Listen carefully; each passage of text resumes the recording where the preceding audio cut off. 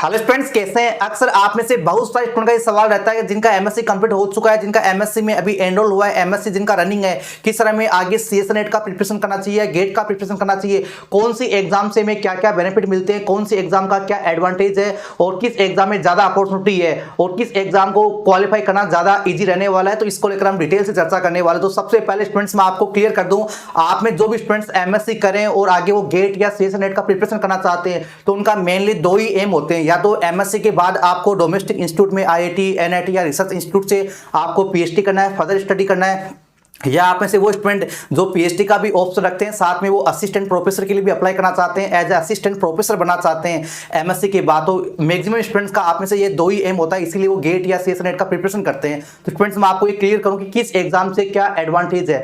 अगर स्टूडेंट्स आप केवल पीएचडी करना चाहते हैं, अगर आप केवल एमएससी के बाद पीएचडी करना चाहते हैं, आप असिस्टेंट प्रोफेसर के लिए अप्लाई करेंगे या नहीं करेंगे ये श्योर नहीं है। अगर आप गेट एग्जाम को क्वालिफाई करके किसी भी आईआईटी, एनआईटी या रिसर्च इंस्टीट्यूट या सेंट्रल फंडेड इंस्टीट्यूट को ज्वाइन करते हैं तो उतना ही फेलोशिप अमाउंट मिलता है, 37,000 पर मंथ शुरू में आपका, प्लस एचआरए जितना आपका सीएस नेट जेआरएफ क्वालिफाई करने के बाद मिलता है। तो आपका जो फेलोशिप अमाउंट है वो दोनों में सेम ही मिलता है, चाहे आप सीएस नेट जेआरएफ से आप क्वालिफाई करो, चाहे आप गेट एग्जाम से क्वालिफाई करो। हालांकि स्टूडेंट्स अपना गेट एग्जाम है वो साल में केवल एक ही बार कंडक्ट होता है, एनुअली फरवरी मंथ में। हालांकि सीएस नेट एग्जाम है वो स्टूडेंट्स आपका साल में 2 बार कंडक्ट होता है, जून में और आपका दिसंबर में। हालांकि इन दोनों में से किस एग्जाम को क्वालिफाई करना ज्यादा इजी रहने वाला है, जो स्टूडेंट आगे पीएचडी के लिए अप्लाई करना चाहते हैं, इसके साथ ही सीएस नेट में और क्या एडवांटेज आपको मिलने जा रहा है, इसको लेकर भी हम पूरा डिटेल से डिस्कस करने वाले हैं। सेशन को बिना स्किप के एंड तक जरूर वॉच करना। इससे पहले स्टूडेंट्स आपके लिए जरूरी इंफॉर्मेशन ये भी रहने वाला है, जैसा कि हम सब जानते हैं कल का रिजल्ट आज का प्रिपरेशन डिसाइड करता है। अगर आपका भी टारगेट है दिसंबर 2006 वाला टाइम, तो स्टूडेंट्स अभी प्रिपरेशन स्टार्ट करने का सबसे बेस्ट टाइम रहने वाला है। और आपके लिए गुड न्यूज ये भी रहने वाली है, अभी फिजिक्स वाला का शुभारंभ सेल चल रहा है,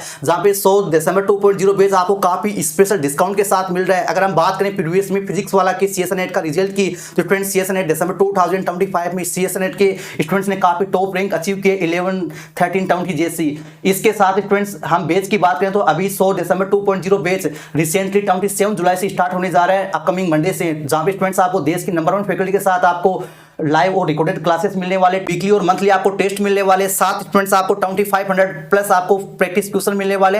इस बैच को स्टूडेंट्स आप ज्वाइन कर सकते हैं मात्र 3999 रुपीज पे करके। साथ ही आप हमारा कूपन कोड PSM 500 को यूज करना ना भूलें, इससे स्टूडेंट्स आपको और एडिशनल डिस्काउंट मिल जाएगा। साथ स्टूडेंट्स आपको और प्रीमियम फीचर चाहिए, आप अपनी प्रिपरेशन को और बेहतरीन बनाना चाहते हैं तो स्टूडेंट्स आप सोथ प्रो जोन 2027 बैच ज्वाइन कर सकते हैं, जहां पे स्टूडेंट्स आपको एडिशनल फीचर में जितने भी टारगेटिंग बैच हैं सीएस नेट की प्रिपरेशन के लिए उन सभी का एक्सेस मिल जाएगा। खजाना फीचर का एक्सेस आपको मिल जाएगा, जहां पे प्रीवियस के बैच हैं उन सभी को आप एक्सेस कर सकते हैं। साथ ही स्टूडेंट्स आपको लेटेस्ट पैटर्न पे टेस्ट सीरीज मिलने वाले हैं और हार्ड कॉपी में स्टूडेंट्स आपको पीवाईक्यू बुक के रूप में आपको मिलने वाले हैं।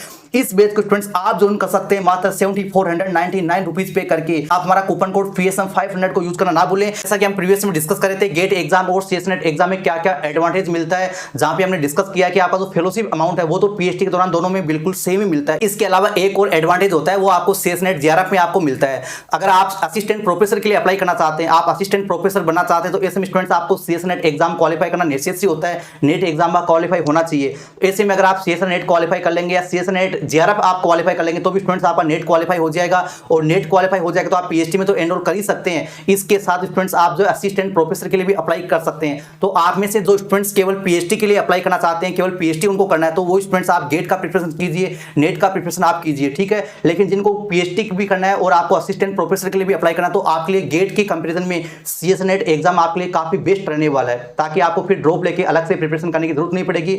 हालांकि आप जैसा कि जानते हैं गेट एग्जाम का जो स्कोर होता है, तो वो स्टूडेंट्स अगर आपका 400-500 के आसपास भी अगर आपका बनता है 1000 में से, तो भी स्टूडेंट्स आपको आईआईटीज में, एनआईटीज में पीएचडी के लिए आपको एडमिशन मिल जाता है। हालांकि एमटेक का या एमएस का आप एडमिशन का कट ऑफ देखते हैं तो वो आपका टॉप आईआईटीज में या टॉप एनआईटीज में आपका 700-600 रहता है। लेकिन अगर आप पीएचडी के लिए अप्लाई करना चाहते हैं तो उतना आपको स्कोर नहीं चाहिए। अगर आपका 400 प्लस आता है तो भी स्टूडेंट्स आपको ओबीसी में, ईडब्ल्यूएस में या आपका जनरल कैटेगरी है तो आपको आईआईटीज में, एनआईटीज में एडमिशन मिल जाता है। हालांकि एससी एसटी वाला का इससे कम स्कोर रहता है तो भी पीएचडी में आपको एनरोल हो जाता है।